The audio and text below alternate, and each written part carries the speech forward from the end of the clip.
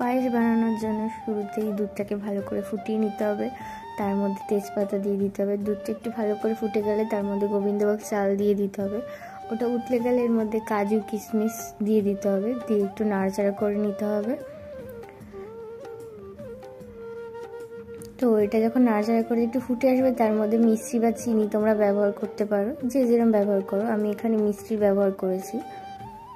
তো নিজের পরিমাণ মতন মিষ্টিটা তোমরা এখানে দিয়ে দেবে। তারপরে ভালো ভালো করে একটু নাড়াচাড়া করে নেবে।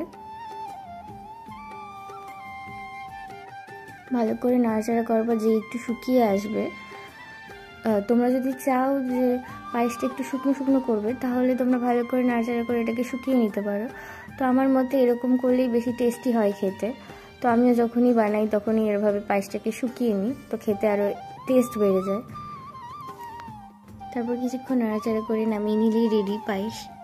তো তোমরা যারা যারা এভাবে পায়েস বানাও বা খেতে পছন্দ করো তারা